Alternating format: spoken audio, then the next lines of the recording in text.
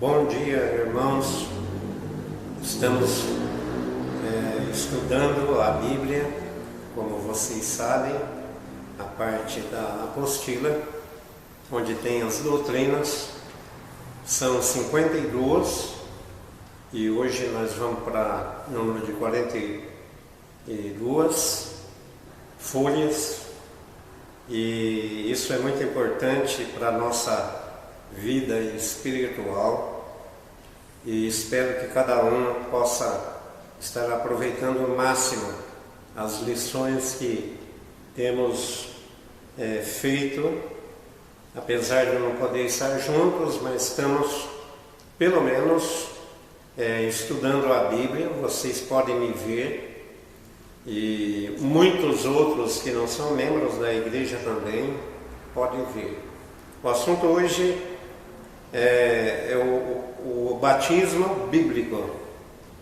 Nós sabemos que Jesus veio para esse mundo, nasceu lá em Belém, e 30 anos depois ele foi batizado lá no Rio Jordão, vindo da Galileia, andando mais ou menos 100 quilômetros, para encontrar um homem que por sinal era primo dele em segundo grau, João Batista, e por ele,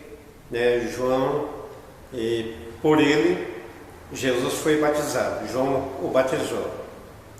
Eu vou ler Mateus capítulo 3, do versículo 1 até o versículo 6, que diz: E naqueles dias apareceu João Batista pregando no deserto da Judéia, e dizendo: Arrependei-vos, porque é chegado o reino dos céus. Porque este é o anunciado do profeta Isaías, que disse: Voz do que clama no deserto, preparai o caminho do Senhor, endireitai as suas veredas. Este João tinha a sua veste de pelos de camelo e um cinto de couro em torno de seus lombos, e alimentava-se de gafanhotos e de mel silvestre. Então ia ter com ele Jerusalém e toda a Judéia e toda a província adjacente do Jordão, e eram por ele batizados no Rio Jordão, confessando os seus pecados. Mateus capítulo 3, versículo 1 até o 6 foi a leitura. Muito bem, irmãos, fala desse rito, uma cerimônia que realmente remonta aos primórdios dos tempos bíblicos, e fala da água. Na lei mosaica, a água foi muito importante, irmãos, para a purificação. Às vezes a água servia realmente para uma limpeza literal, e às vezes, como nós podemos ver no Velho Testamento, Levítico fala muito sobre isso, e às vezes era apenas um símbolo. E o judeu pegou essa ideia de cerimônia pela água e foi usando ela, mas com o passar do tempo eles tiveram uma ideia errada da água, entendeu? Então, muitas vezes eles achavam que a água curava literalmente o mal da alma, e não era bem assim. A Bíblia fala que realmente a água foi usada, e até mesmo tem um caso de Naamã, um comandante do exército da Síria, leproso, era muito respeitoso no meio, lá entre o povo da Síria, e o rei tinha ele em maior consideração. o rei da Síria, porque ele era um hábil militar e ele geralmente ganhava a guerra e às vezes até com a ajuda do próprio Senhor. Capítulo 5 de 2 Reis fala isso daí. E numa dessas batalhas, Deus, querendo castigar Israel, fez com que este homem ganhasse de Israel com o seu exército. E nessa guerra, então ele levou uma menina como criada para sua casa, uma menina de Israel. As guerras sempre tinham disso. Então, às vezes, pegava uma pessoa ou outra e levava, né, para o seu país, e aí ficava refém a vida inteira. E assim foi. Naamã levou essa menina para trabalhar lá junto à sua esposa, e essa menina se acostumou com o lar e, vendo o seu senhor, isso é Naamã, com aquela lepra, ela ficou bem penalizada. E ela disse para a sua patroa, que era a esposa de Naamã, ele falou: olha, eu gostaria que ele tivesse em Israel diante de um profeta que certamente ia curar ele. E aí Naamã, né, falou: bom, então eu vou lá em Israel. E foi pedir a autoridade para o rei, o seu rei. E o rei falou: olha, eu vou dar uma carta para você, e quando você chegar em Israel, vai direto ao rei de Israel, entrega essa carta, e a carta diz que mandei o meu servo Naamã para ser curado aqui em Israel. E o rei de Israel recebeu a carta, ele ficou nervoso, ele achou: mas eu tenho poder para curar alguém? Esse homem sírio, esse rei sírio, está querendo uma oportunidade para invadir o nosso país novamente, né? E ele ficou nervoso. Mas aí o Eliseu, que era o profeta na época, ouviu falar disso e pediu, né, que o Naamã fosse até ele. E falou até com o próprio rei de Israel: manda ele vir aqui e todo mundo saiba que aqui há realmente um profeta. E Naamã foi até o Eliseu e chegou em frente à casa do Eliseu. Não entrou na casa do Eliseu, porque o próprio Eliseu mandou um empregado dele dizer para Naamã: vai até o Rio Jordão e mergulha 7 vezes naquele rio. E quando Naamã ouviu isso, ele ficou nervoso. Militar sabe como é que é. Nós estamos mais ou menos acostumados ultimamente com o procedimento militar. É nervoso, né? Age de uma forma muitas vezes de uma maneira imprevisível. Mas ele falou assim: o Naamã, lá na minha terra, na Síria, tem o rio, né? Afinal de contas, tem rios lá muitos melhores do que esse daqui, do Jordão, e eu poderia tomar banho lá e me curar. Ele tinha ido com uma comitiva, e a comitiva falou: mas meu senhor, se ele tivesse falado algo difícil para o senhor fazer, o senhor não faria? Mas eu pensei que ele sairia da casa dele, viria em meu encontro, passaria a mão no lugar da lepra e aí ia desaparecer a lepra. Aí os empregados dele, os servos dele falaram: faça isso, é uma coisa fácil. Enfim, o Naamã anuiu e foi até o Rio Jordão e fez como Eliseu disse: 7 vezes mergulha naquele rio Jordão.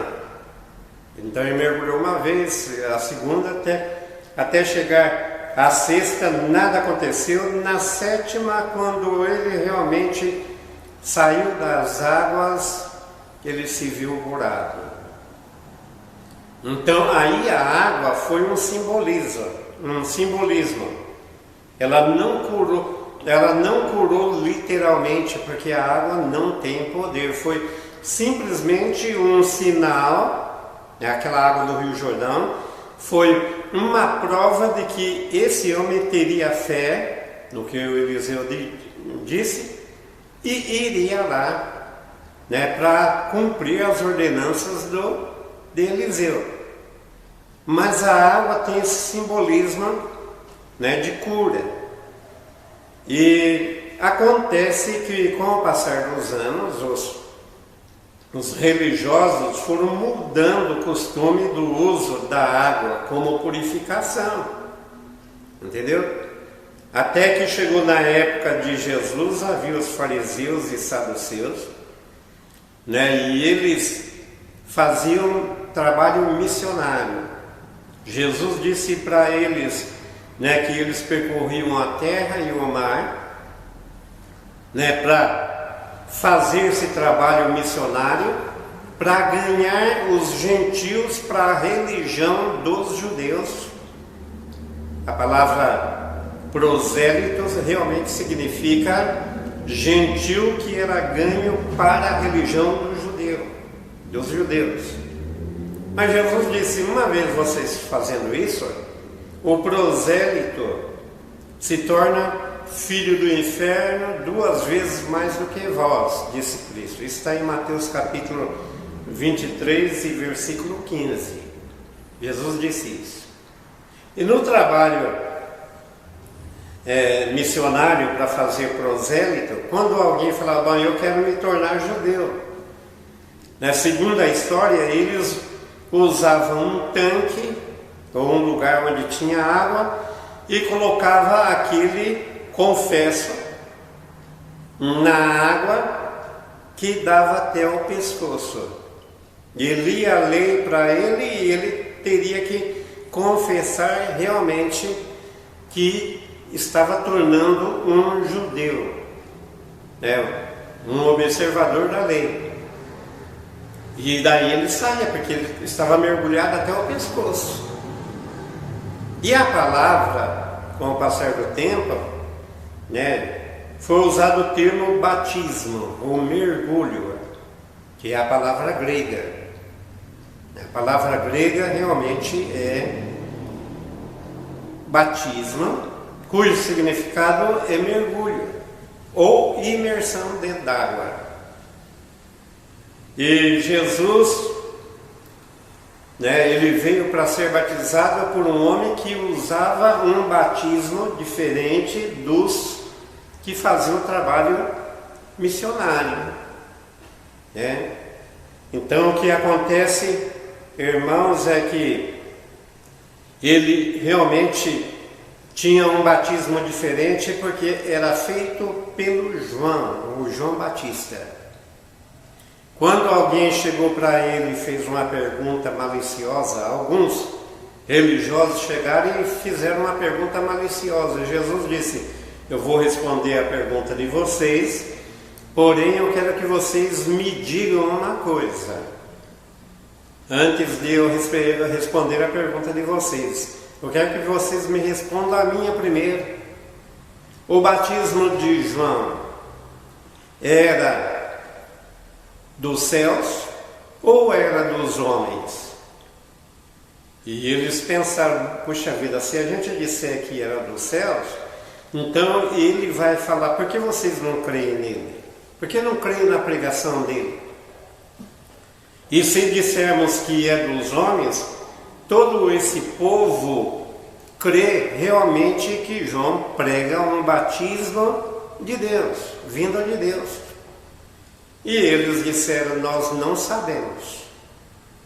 Então aí Jesus, eu também não vou responder a pergunta de vocês. Então havia realmente o batismo dos homens. E havia o batismo genuíno que era de Deus. João veio pregando pela autoridade divina, veio fazendo o batismo que era realmente mostrado por Deus. O batismo simplesmente significa não tornar um gentil, ou quem quer que seja, como judeu legalista, mas o batismo indica um arrependimento. A Bíblia fala, né, que ele pregava o batismo de arrependimento. Várias partes do Evangelho falam que João pregou o batismo de arrependimento, isso é, batismo, aquele batismo feito por João nas pessoas, realmente indicava o arrependimento daquele que era batizado, da pessoa batizada. E assim foi, né? Em outro lugar nós notamos que o batismo simboliza também o sepultamento. Quer dizer, adeus mundo velho, adeus vícios do pecado, e agora eu tenho uma vida nova. Representa a morte para com o mundo e para com o pecado, e uma vida ressurreta para com Deus. É isso que o batismo de João representa. As igrejas verdadeiras hoje ainda pregam o batismo de João. Jesus foi batizado não para tirar pecados, porque Jesus não tinha pecado. Ele não tinha. Jesus foi puro. E quando ele foi batizado, ele não entrou na água para ser purificado assim sobrenaturalmente, como o batismo dos homens indicava. Lembra que o batismo dos homens indicava isso, era um tipo de salvação pelo batismo. Vai ter a segunda parte do que nós estamos falando hoje, no próximo domingo, e aí nós vamos entrar nesse assunto, né, de como é que as igrejas chamadas cristãs, as mais históricas, principalmente vindo da Reforma, elas acreditam, como Lutero, a igreja luterana, a igreja presbiteriana, metodista, a igreja de Cristo, que foi fundada por Alexandre Campbell, lá nos Estados Unidos. Apesar dele ser irlandês, ele imigrou para os Estados Unidos e entrou numa igreja batista, foi batizado de uma maneira certa, mas depois saiu e ele fundou a própria igreja dele. E depois ele começou a crer que o batismo ajuda na salvação. Todas as religiões protestantes, a maior parte tem essa ideia de que tem que aceitar Jesus, mas também tem que crer no próprio batismo. Não, o batismo não salva. O batismo indica quem é salvo. Quando uma pessoa na nossa igreja é batizada, nós convidamos várias outras pessoas para assistir o sepultamento. E realmente é isso que o batismo, que a Bíblia fala que é o batismo. É o mergulho dentro da água. E acontece que então, meus irmãos e ouvintes, que Jesus ele foi batizado, ele entregou esse batismo para a sua igreja. Ele não começou o batismo de João, ele não começou um batismo verdadeiro, ele pegou esse batismo de João e ele mesmo foi batizado e ele entregou para sua igreja. Jesus não iniciou seu ministério batizando. Quem iniciou foi o próprio João, como uma forma de preparar Israel ou os arrependidos para a chegada do Messias. Aliás, ele até disse que no meio de vós há um que eu não sou digno de desatar suas sandálias, falando de Jesus.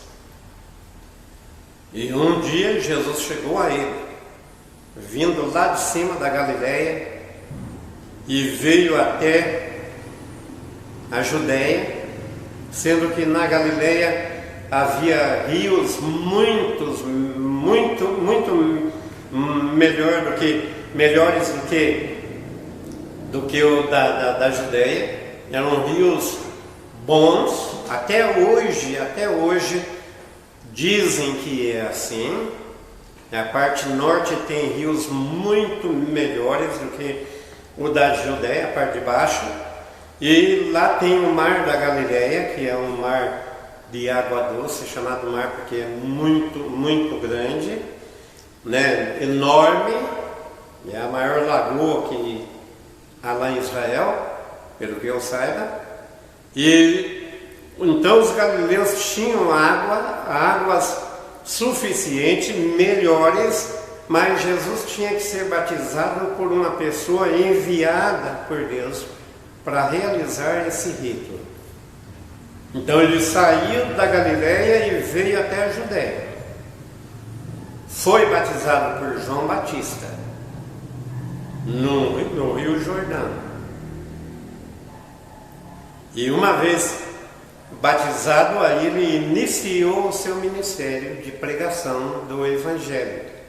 O Evangelho começou a ser pregado por ele, né? Ganhou os primeiros discípulos que já tinham crido em João, pela pregação de João Batista, tinham crido realmente e sido salvos por ele, através do Evangelho de João, da pregação de João. E a Bíblia então fala que aí ele iniciou seu ministério. Falamos há pouco muito sobre a igreja, os primeiros materiais colocados no alicerce, e esses 12 discípulos, a quem Jesus chamou de apóstolos, foram colocados realmente no alicerce da igreja. E o trabalho da igreja continuou. Agora com os 12 e mais outros discípulos, havia muitos outros, continuou. E quem realmente batizava membros da igreja não era nem Jesus. A Bíblia diz que eram os seus apóstolos. Jesus encarregou eles de batizar. Porque quem batiza realmente é a igreja. Pode ser alguém escolhido da igreja, uma pessoa, um varão sério, né, que tenha a confiança dos irmãos, os irmãos conhecem. Então esse irmão, membro da igreja, já experimentado na palavra, ele pode realmente fazer o batismo, mas o batismo verdadeiro. Não é um batismo que indica algo que pode acontecer na alma, porque não existe nada disso. Nunca houve.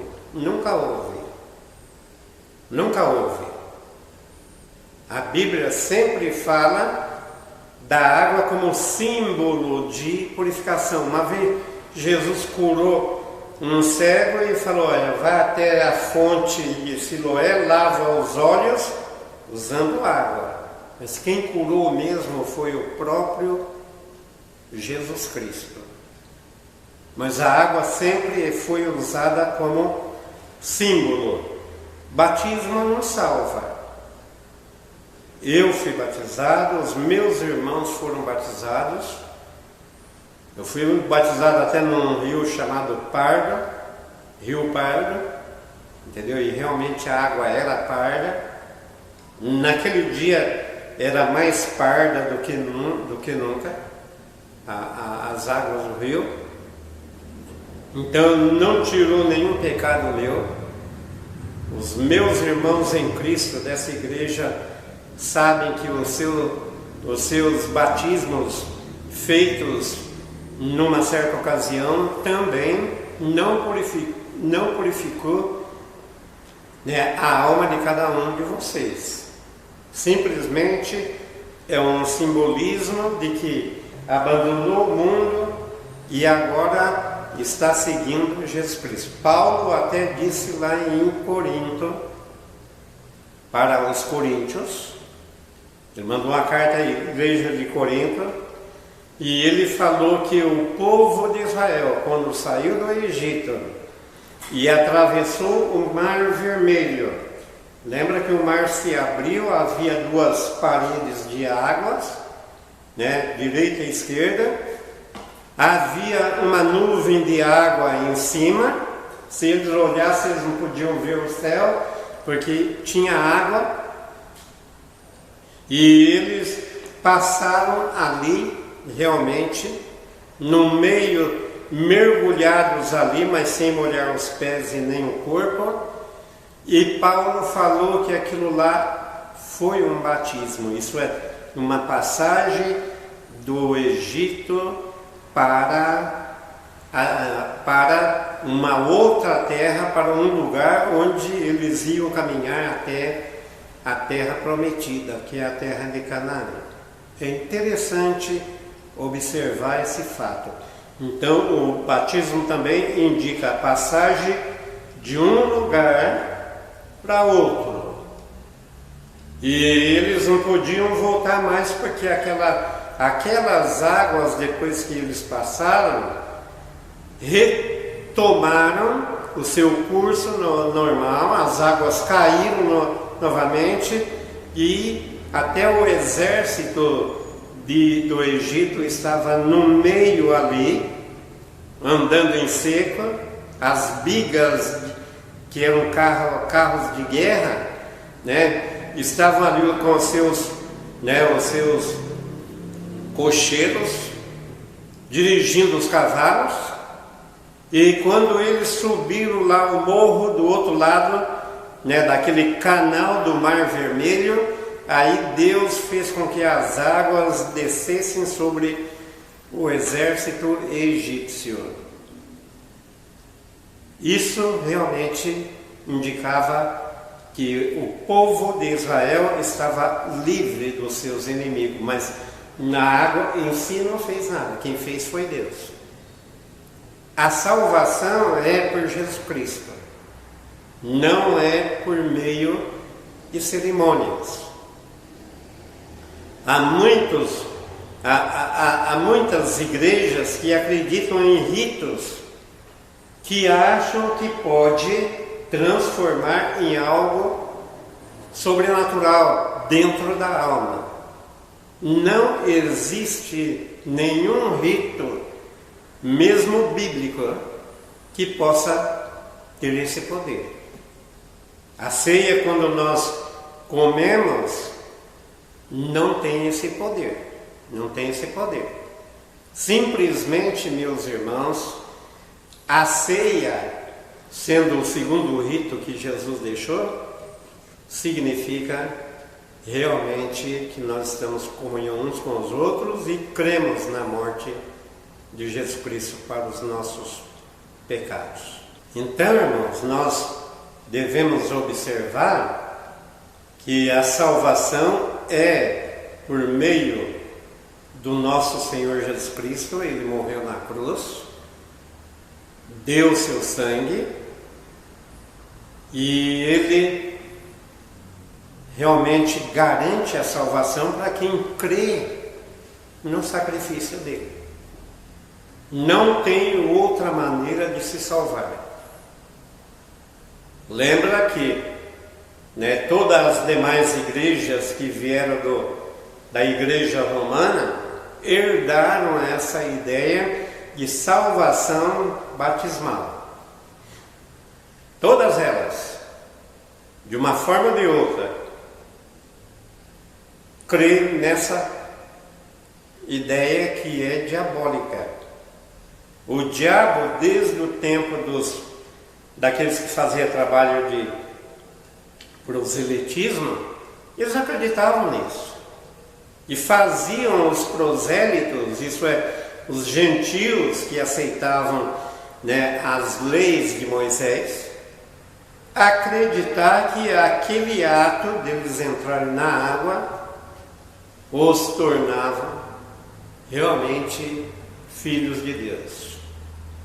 E não é assim, porque Jesus disse, né, que uma vez feito, né, aquele trabalho de proselitismo, e quem realmente confessava se tornava filho do inferno, 2 vezes piores do que aqueles que estavam pregando tal ideia.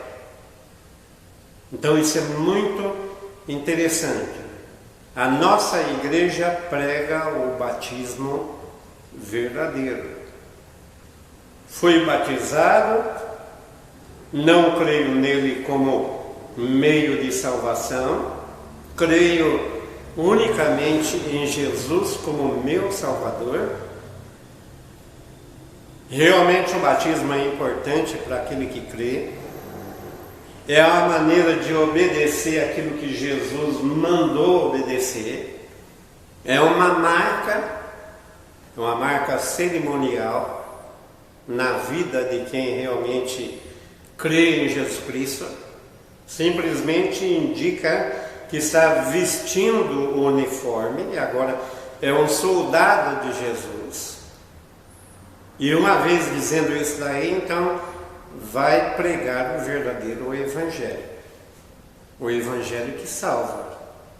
Não um evangelho espúrio, um evangelho falso, um evangelho que não está de acordo com a verdade.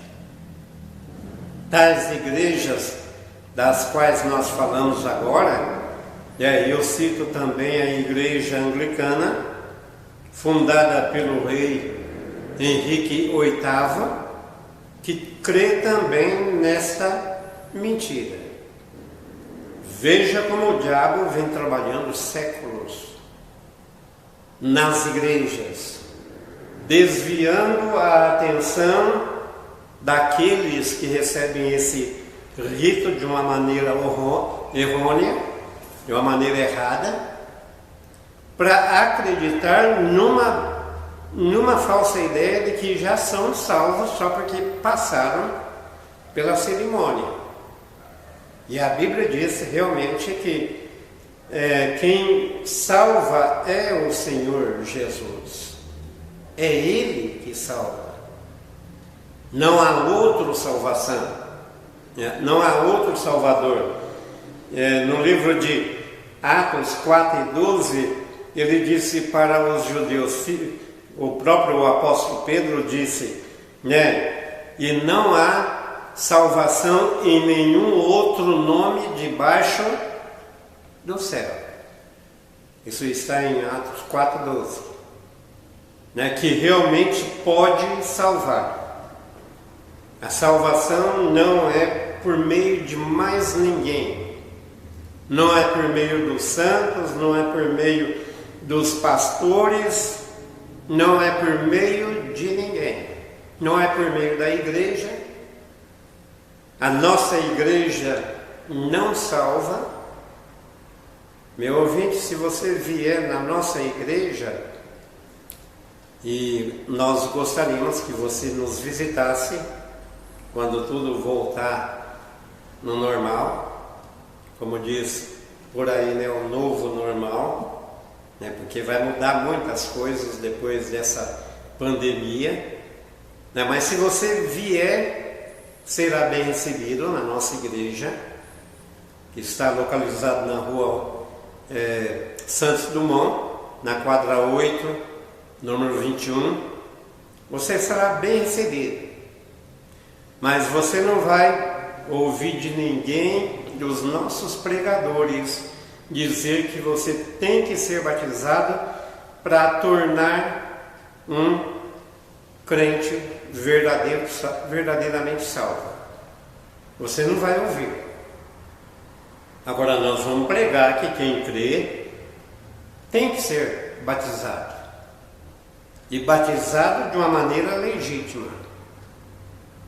Não é batizado por qualquer um, ou por qualquer igreja, mesmo que seja batizado por uma igreja usando a forma legítima, que é o mergulho na água, mergulha, né, o candidato e tira ele da água. É uma forma correta. E é assim que Jesus foi batizado.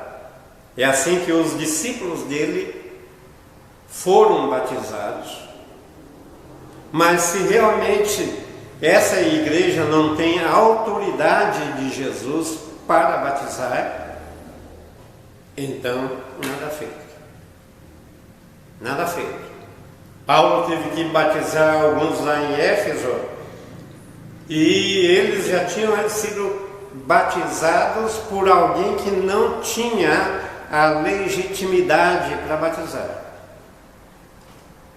E Paulo tinha que batizar eles. Mas por quê? Porque o batismo que tinha a forma correta não era legítimo. Foi feito por alguém que não tinha autoridade para pregar, para realizar o batismo. Então o apóstolo Paulo tinha que fazer isso, né? E essas pessoas aceitaram, não discutiram, entenderam realmente que era assim que deveria ser batizado. O importante é que no dia mesmo de Pentecostes, aquele acontecimento que aconteceu lá, que houve lá em Jerusalém, irmãos, sabe o que acontece? Que no meio de todo aquele povo que estava interessado em ver aquele fenômeno, sabe o que acontece? Diz que havia prosélitos, e alguns deles creram, abandonaram a sua ideia errada de batismo como meio para se tornar judeu e creram em Jesus Cristo como Salvador.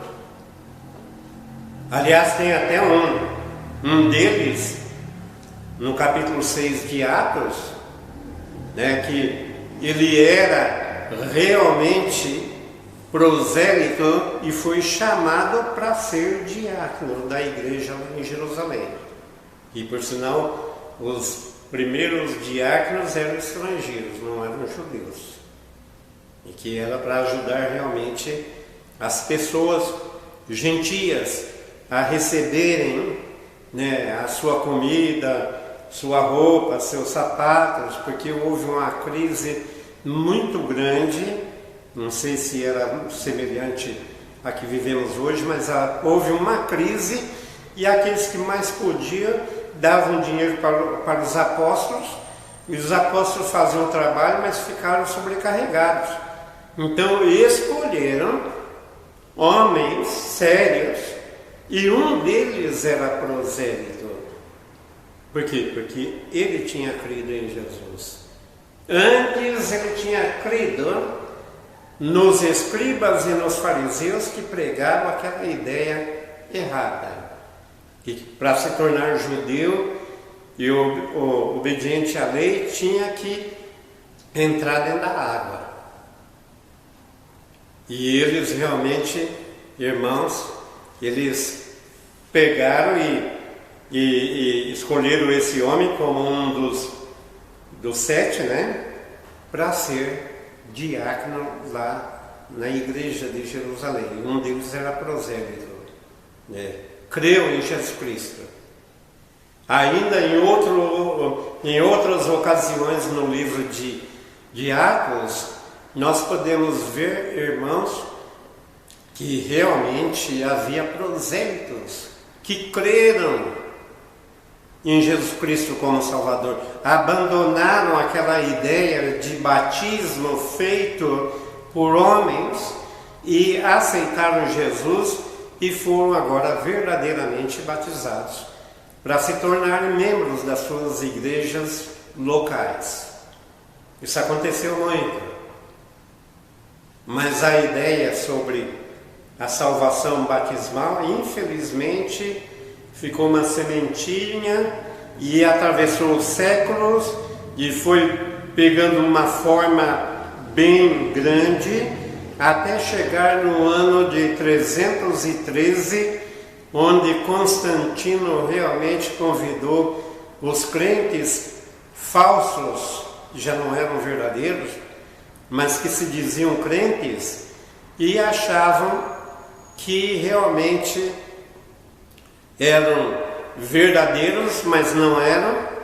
E então Constantino falou: olha, une a mim, ajunta a mim, né? Eu vou tornar, vocês têm que me obedecer, eu vou mandar na igreja, vocês têm que obedecer às minhas ordens, e vocês continuam fazendo o trabalho. Eu não tenho experiência disso mesmo, mas eu vou ser o cabeça, eu vou mandar. E eles então uniram ao Constantino, e nessa ocasião o paganismo foi cristianizado, entre aspas, porque realmente não creram em Jesus. E a ideia da salvação batismal ficou mais forte ainda, muito mais forte. E você acha que mudou? Eu acabei de dizer aí que muitas igrejas pregando essa ideia, mesmo no meio daqueles que se dizem cristãos, e vão continuar pregando essa ideia até o fim. E nós, irmãos, temos que ter o maior cuidado para guardar a unidade da fé. Lembra que nós falamos da unidade da fé, ou a fé dada uma só vez para os santos, para que nós pelejemos por ela. Isso está em Judas 1 e 3. Então, vamos guardar essa unidade da fé. Isso aí é doutrina da igreja. Batismo faz parte da unidade da fé que nós temos, do mesmo pacote da doutrina que recebemos de Jesus Cristo e depois pelos apóstolos, porque os apóstolos também, por sua vez, fizeram a sua parte. Então, essa é a lição. Conforme eu já disse, irmãos, nós vamos ter a segunda parte, nós vamos ler a segunda folha no próximo domingo, se Deus nos permitir, e nós vamos explicar mais um pouco sobre o batismo, que é um assunto de suma importância, À medida que o tempo vai passando, muitos ainda vão acreditar que essa cerimônia ou esse rito tem valor salvífico, e não tem nada. Nós cremos que a salvação está em Jesus Cristo. Crê nele, você meu ouvinte, aceita ele, confessa os teus pecados, aceita ele como seu Salvador. E depois de aceitar Jesus como Salvador, aí você vai provar que se arrependeu sendo batizado, mas de uma maneira correta e por uma igreja autorizada. Aí depois do arrependimento é que você vai realmente ser batizado. É por isso que é chamado o batismo de arrependimento. Ele não salva, mas indica que a pessoa se arrependeu. É uma forma da pessoa dizer de uma maneira visual para quem está assistindo, de que você realmente se arrependeu e agora está seguindo a Jesus Cristo como Salvador. Que Deus te abençoe. Até o próximo domingo, se Deus nos permitir. Eu agradeço o nosso irmão Hélio Diniz, que tem me ajudado muito nessa parte da gravação do vídeo. Agradeço mesmo. E vamos continuar lendo as Sagradas Escrituras.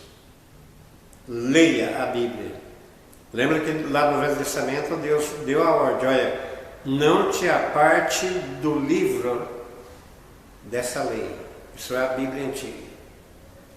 Leia ela, estude e siga. E só assim que você vai entender os desígnios de Deus para com a tua vida, se você ainda não creu em Jesus. Vou fazer uma breve oração e assim finalizar essa parte. Mas eu agradeço você que realmente nos prestigia assistindo e ouvindo a pregação do Evangelho. Vamos orar então. Senhor Deus, amado Pai Celestial, nós ficamos agradecidos a Ti pela Tua grande bondade de mostrar como realmente podemos aceitar Cristo como Salvador, para aqueles que já aceitaram, como eu e os meus irmãos, e outros que podem aceitar futuramente. E mostre a esses que irão assistir os cultos ou os vídeos que realmente precisam arrepender de seus pecados e crer naquilo que Jesus realizou lá na cruz. E que, crendo nele, possam ter assim a vida eterna, pois essa é a promessa feita na Tua Palavra, por meio de Jesus e por meio dos que pregaram o Evangelho. Nós pedimos e agradecemos, em nome de Jesus Cristo. Amém.